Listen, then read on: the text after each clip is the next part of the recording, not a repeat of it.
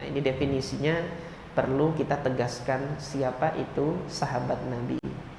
Sahabat Nabi ini adalah mereka yang bertemu dengan Nabi satu, kemudian beriman kepadanya, artinya menerima petunjuk dakwah yang disampaikan oleh Nabi Muhammad SAW, sehingga dia bersyahadat la ilaha illallah dan bersyahadat bahwasanya Muhammad adalah Rasulullah. Ini syarat kedua, dia beriman. Wa ma ta'alal iman, baru kemudian keimanannya ini berlangsung terus sampai dia wafat. 3 ini syarat sebagai sahabat Nabi. Jadi bertemu, beriman, dan wafat dalam keadaan iman tersebut. Jadi keimanannya terus. Kenapa ditegaskan definisi yang demikian? Karena ada yang bertemu dengan Nabi namun dia tidak beriman, nah maka dia bukan sahabat. Abu Jahal ketemu sama Nabi, nah, dia tidak beriman, maka dia bukan sahabat Nabi. Abdullah bin Ubay bin Salul masuk Islam, tapi dalam hatinya tidak beriman dan dia pemimpin munafik, nah, bukan sahabat Nabi dia. Nah, kesehariannya sampai dia wafatnya itu Abdullah bin Ubay bin Salul selalu mencari celah untuk menjatuhkan karakter dan kehormatan Nabi serta keluarga Nabi. Dalang utamanya dari berita penyebaran hadisul ifki itu di tahun ke-6 Hijriah itu kan Abdullah bin Ubay bin Salul. Jadi dia bertemu dengan Nabi, tapi dia tidak beriman kepada Nabi SAW, maka dia bukan sahabat. Ada yang bertemu dengan Nabi, beriman kepada Nabi, namun murtad, keluar dari Islam. Nah, ini salah satunya adalah suami dari Ummu Habibah radhiyallahu anha. Saya lupa namanya. Jadi ketika hijrah bersama dengan kaum muslimin ke negeri Habasyah, di negeri Habasyah tanassara, dia beralih ke agama Nasrani, masuk Kristen dia. Kristennya Kristen Ortodok Ethiopia. Kristen Ortodok Ethiopia yang kala itu Ethiopia itu imperium besar, termasuk imperium besar yang penguasanya itu menganut ajaran Kristen Ortodok. Nah, Allah Ta'ala alam sekarang gerejanya ini masih ada atau enggak. Yang terbesar di dunia saat ini kan gereja yang terbesar itu Katolik dengan Protestan. Adapun Ortodok Timur yang berada di Rusia saat ini pengalihan dari Ortodok Konstantinopel. Setelah Konstantinopel itu dibebaskan oleh Sultan Muhammad Al-Fatih, gereja Ortodok Timur itu kemudian beralih ke wilayah Rusia saat ini. Nah, nanti yang gereja-gereja yang kecil-kecil seperti ini Ortodok Koptik, ini sebagian penganutnya masih ada di Mesir. Kemudian Ortodok Ethiopia, saya nggak tahu di Ethiopia sekarang masih ada atau tidak, ini Allah Ta'ala alam. Mungkin nanti teman-teman bisa mencari di sumber referensi yang lain. Nah, ini contoh dari sebagian sahabat Nabi yang kemudian murtad. Nah, kalau dia murtad tapi kembali lagi masuk Islam, tetap dianggap sahabat atau tidak gitu loh. Nah, ini pandangan jumhur ulama dan ini yang ditegaskan, dibenarkan oleh Al-Hafidz Ibnu Hajar rahimahullah bahwasanya iya, dia tetap terhitung sahabat meskipun sempat murtad. Jadi kapan terjadi kemurtadannya itu? Jadi setelah Nabi SAW wafat, muncul fitnah dari arah timur yang didakwakan oleh Musailamah Al-Kadzab yang mengaku sebagai nabi baru, sehingga kaum muslimin dari Bani Hanifah yang sudah masuk Islam di wilayah Najd terpengaruh dengan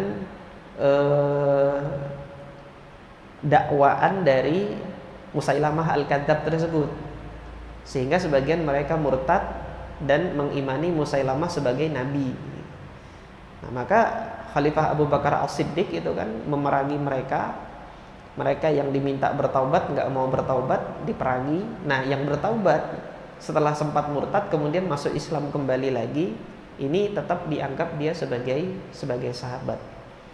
Nah, jadi singkat ceritanya Khalifah Abu Bakar As-Siddiq radhiyallahu taala anhu Allah anugerahkan kemenangan untuk bisa memerangi orang-orang murtadin yang dipimpin oleh Musailamah Al-Kadzdzab ini. Ini yang dimaksud oleh Nabi SAW, kelak akan datang fitnah dari timur. Jadi fitnah dari timur itu kalau antum lihat, Nabi mengatakan itu kan di Madinah, ya kan? Antum lihat di peta, tarik arah timur dari Madinah, antum akan ketemu ibu kota Saudi, Riyadh. Nah, wilayah Riyadh itulah yang disebut dengan wilayah Yamamah atau wilayah Najd. Wilayah besarnya itu disebut wilayah Najd. Nah, disitulah terjadi pertempuran Yamamah. Ini pertempuran di masa Khalifah Abu Bakar As-Siddiq untuk memerangi orang-orang murtadin. Nah, hadis ini yang seringkali disalahgunakan oleh pihak-pihak yang tidak senang dengan dakwahnya Syekh Muhammad bin Abdul Wahhab. Syekh Muhammad bin Abdul Wahhab itu memang dari Najd, dari Diriyah gitu kan. Salah satu dari wilayah Najd. Ketika beliau mendakwahkan tauhid di wilayah tersebut, dicocok-cocok logikan hadis, oh Nabi pernah mengatakan ada fitnah dari timur, oh berarti Muhammad bin Abdul Wahhab inilah yang dimaksud oleh Nabi. Ya enggak, padahal itu sudah terjadi. Fitnah dari timur itu sudah terjadi pada saat masa pemerintahan Abu Bakar As-Siddiq radhiyallahu taala anhu. Asal kemudian dari timur itu dianggap fitnah gitu. Kalau nanti dianggap fitnah, yang paling timur wilayah kita di Indonesia ini ya sebelah timurnya Madinah. Masa nanti orang-orang Indonesia juga dianggap sebagai yang fitnah dari timur? Kan tidak demikian. Jadi sekali lagi perlu pendekatan sejarah atau historis dalam kita memahami hadis-hadis Nabi SAW. Salah satunya adalah dengan menelusuri sejarah yang dulu pernah terjadi. Nah, kembali kepada pembahasan kita, an rajulin sahiban Nabi. Kemudian yang kedua, hadis yang kedua ketika diriwayatkan oleh Abdullah ibn Abbas radhiyallahu taala anhuma. Abdullah ibn Abbas radhiyallahu anhuma, beliau itu baru membersamai Nabi sallallahu alaihi wasallam itu setelah Fathu Makkah. Baru membersamai Nabi sallallahu alaihi wasallam setelah Fathu Makkah bersama dengan keluarganya, yaitu ayahnya Abbas ibn Abdul Muttalib hijrah ke Madinah setelah Fathu Makkah. Artinya nanti kalau antum melihat hadis-hadis Abdullah bin Abbas yang diriwayatkan oleh beliau langsung dari Nabi, itu perkiraan terjadinya itu pada periode setelah 8 Hijriah. Artinya apa? Di masa akhirnya Nabi Sallallahu Alaihi Wasallam. Jadi kalau kita lihat di sini hadis yang dibawakan oleh sahabat Abdullah ibn Abbas ini menyatakan menggunakan air sisa istri yang sedang mandi ini boleh. Tapi di hadis sebelumnya dari seorang laki-laki yang dari Bani Ghifar ini Rasulullah SAW melarang. Nah, jadi wajhul jam'i, cara untuk mengkompromikan dari kedua hadis yang nampak berbeda dan berseberangan ini gitu. Salah satu yang ditawarkan itu bisa jadi dengan metode nasikh dan mansukh gitu loh. Nasikh dan mansukh itu apa? Dahulu iya pernah dilarang, baru kemudian diperbolehkan. Dahulu pernah dilarang, baru kemudian diperbolehkan. Tahunya dari mana? Karena Al-Hafidh sahabat Nabi Abdullah ibn Abbas ini mengambil riwayat-riwayat dari Nabi ini pada periode akhir. Jadi seperti itu. Lagi pula kemudian Abdullah ibn Abbas ini kan menukilkan dari apa yang disaksikan oleh beliau di rumah bibinya. Karena bibinya Abdullah bin Abbas itu istri terakhir Nabi SAW. Setelah itu Nabi nggak boleh lagi nikah. Namanya Maimunah Al-Hilaliyah dari kabilah Bani Hilal.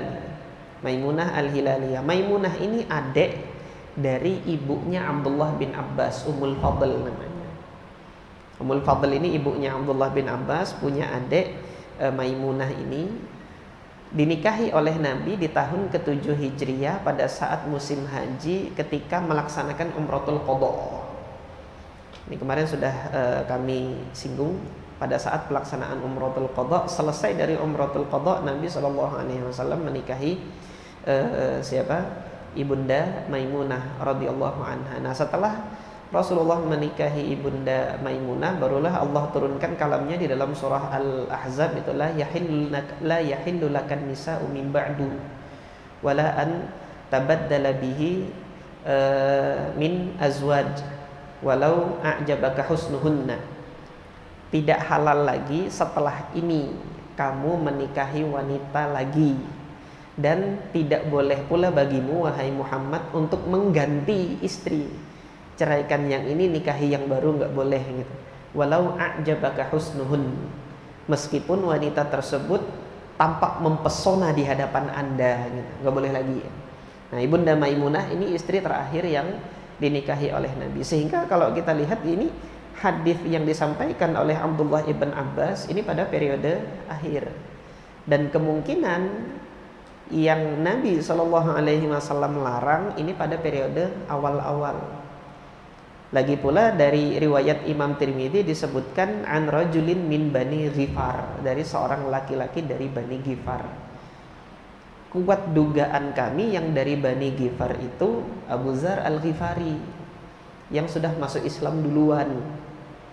Semenjak periode Mekah sudah masuk Islam gitu loh, sebelum Abdullah bin Abbas lahir. Nah, ini kalau dalam runutan historikalnya dengan pendekatan sejarah, insya Allah metode untuk mengkompromikan dua hadis ini, yang pertama yang ditawarkan ini ada kemungkinan, tetapi ini kita nggak bisa memastikan gitu loh. Kita tidak bisa memastikan bahwasanya yang larangan ini sudah dihapus dengan kebolehan yang baru. Tetapi yang bisa kita pastikan, kebolehan ini sudah pasti boleh, karena ditegaskan pada periode akhir dari dakwah Nabi SAW. Jadi seperti itu. Nah, wajhul jam'i yang kedua, cara mengkompromikan dua hadis yang bertentangan ini adalah yang pertama tetap diamalkan, yang melarang tadi ya. Yang kedua juga bisa diamalkan. Artinya dengan memaknai larangan pertama itu larangan makruh gitu loh. Larangan Nabi ini bukan larangan haram, tetapi larangan makruh. Tidak disenangi bersuci menggunakan air sisa dari istrinya, atau istri sisa dari suaminya, atau sisa dari orang lain. Toh air melimpah, apalagi kita di samping Sungai Mahakam, air melimpah. Masa ngirit-ngirit air ngambil yang sisa kan gitu. Semua anugerah Allah Subhanahu wa taala berikan air yang melimpah. Kalau mungkin kita lingkungannya seperti saudara-saudara kita di Mauritania, di Afrika Tengah sana, insya Allah bisa menggunakan alternatif ini.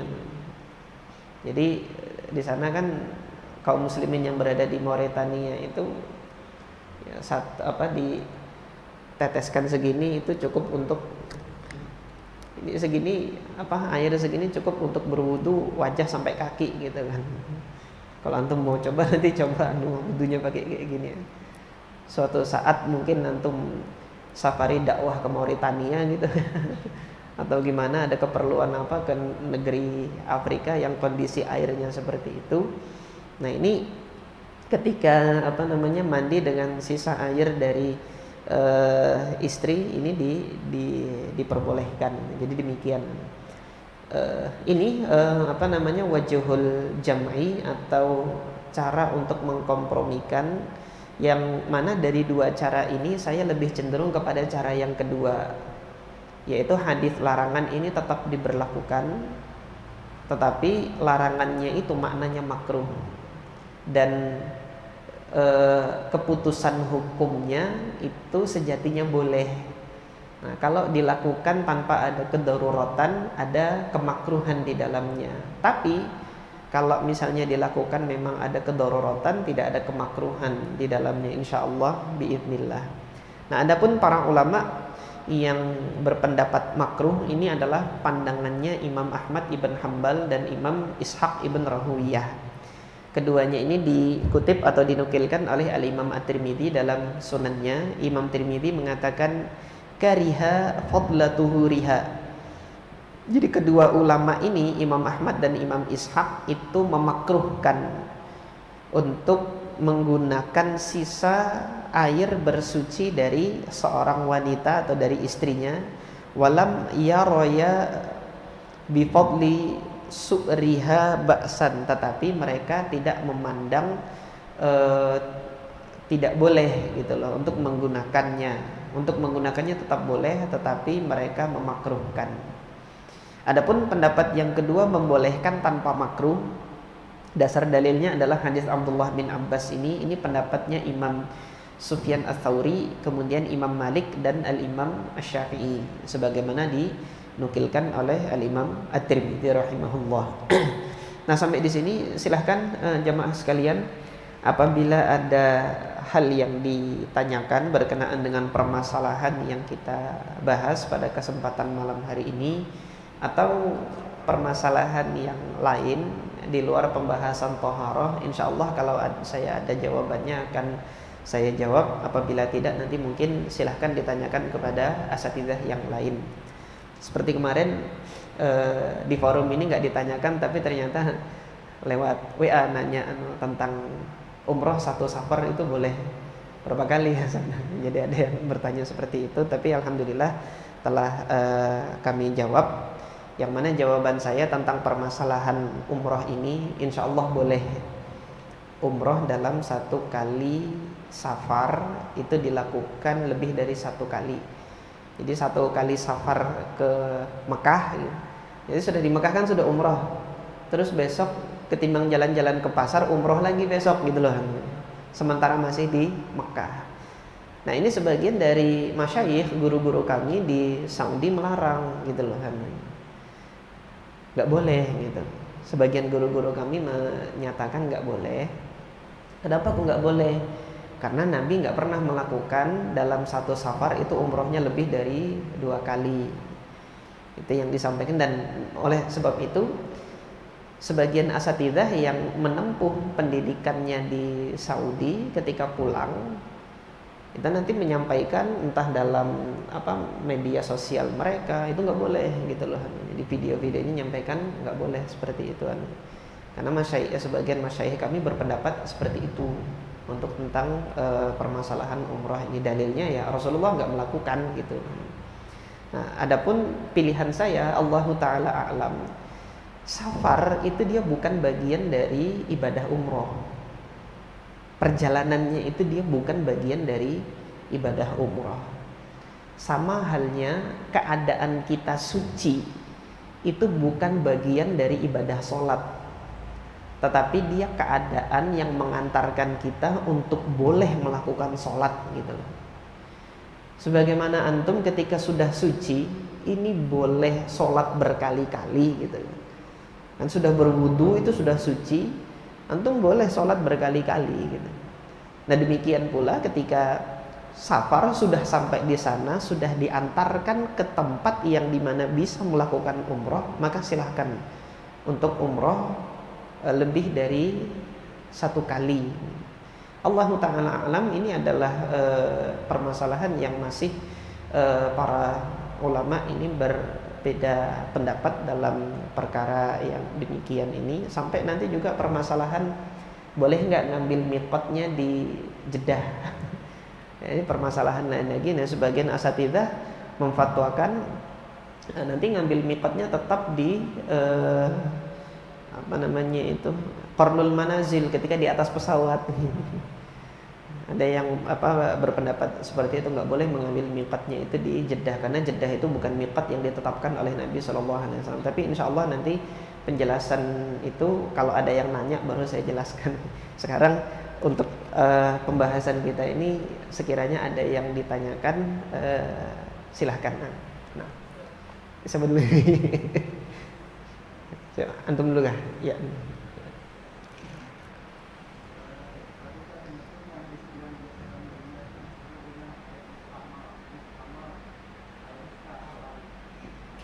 Mm-mm.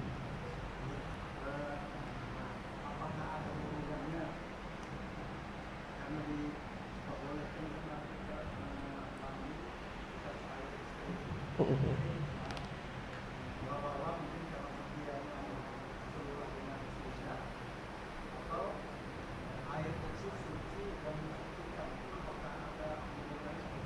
Mm-mm.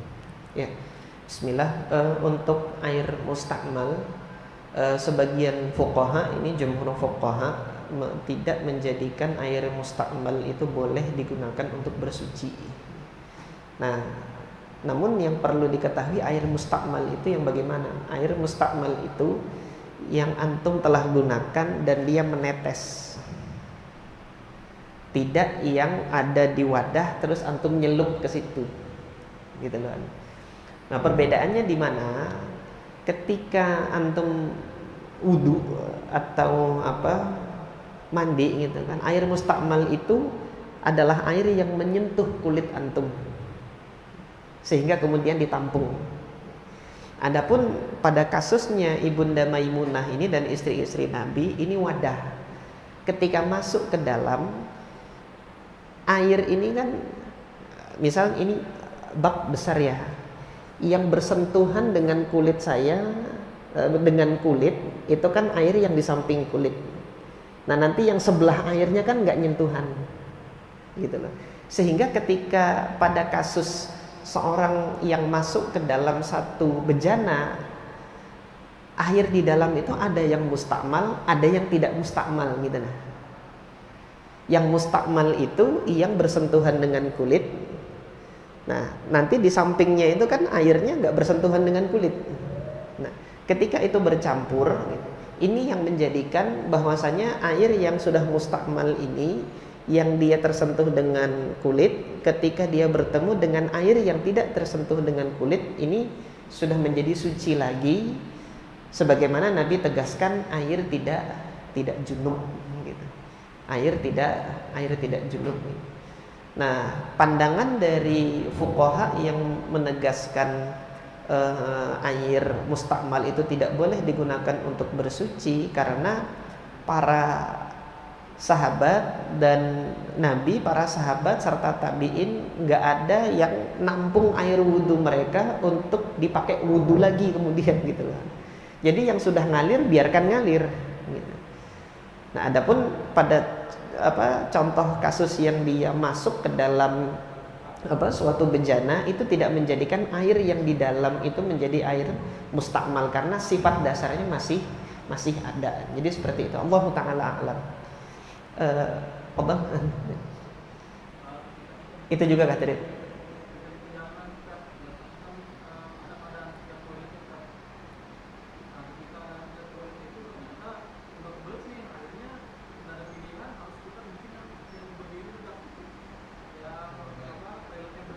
Ya.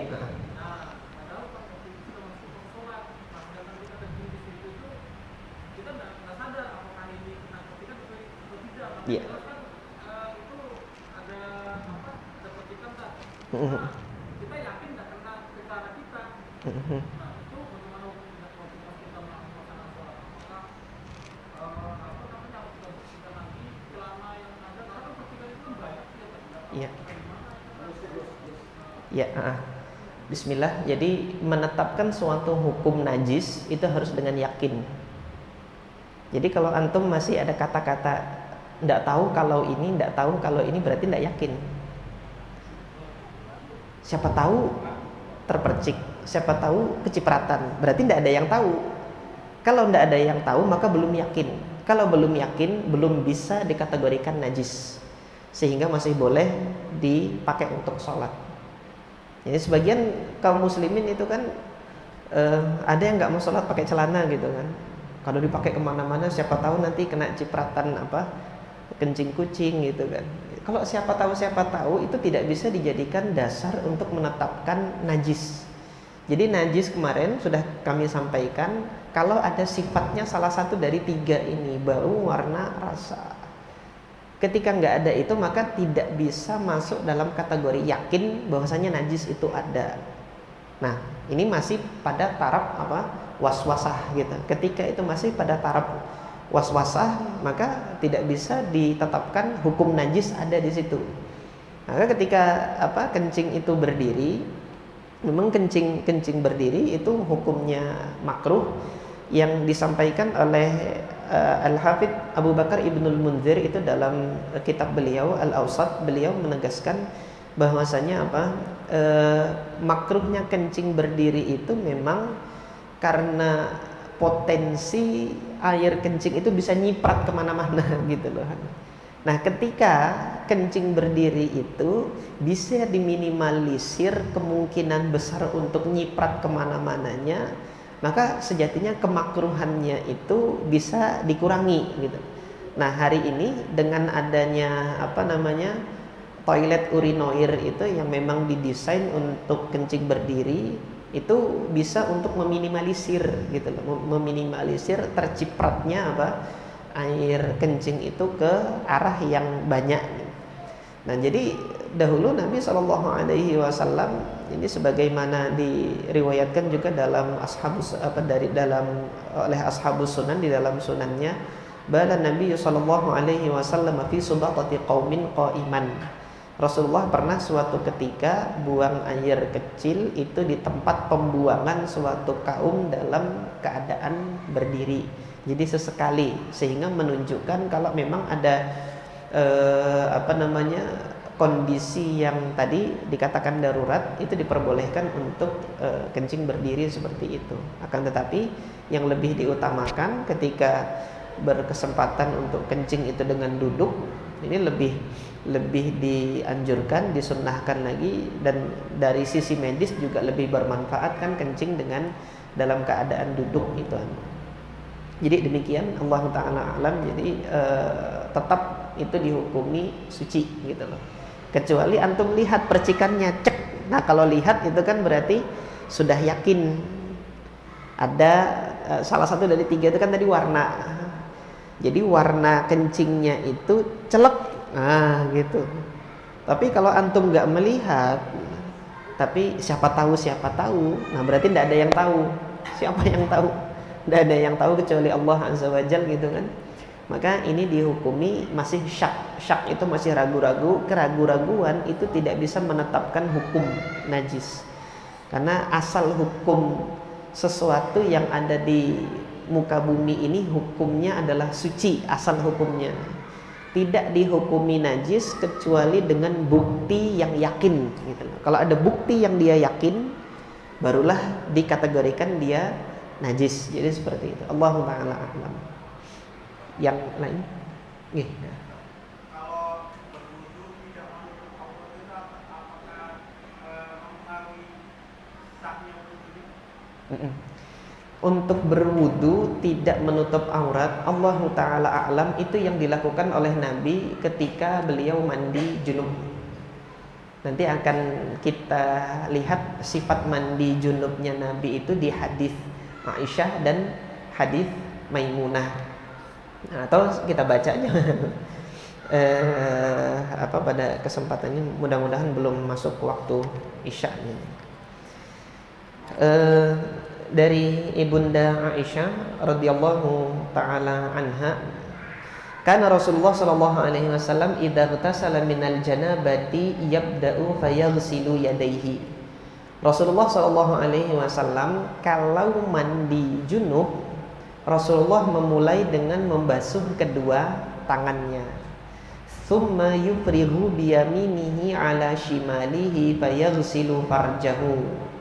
Kemudian Rasulullah itu menggunakan tangan kanannya untuk mengguyur tangan kiri, yang tangan kirinya digunakan untuk membasuh kemaluannya. Nah, sekarang zohirnya dalam aktivitas Nabi, basuh kemaluan itu tutup auratkah atau buka aurat? Ketika basuh ini kan ngambil tangan kanan, basuh, terus pakai tangan kiri untuk membasuh kemaluan. Tsumma yatawaddo, baru kemudian Rasulullah wudu.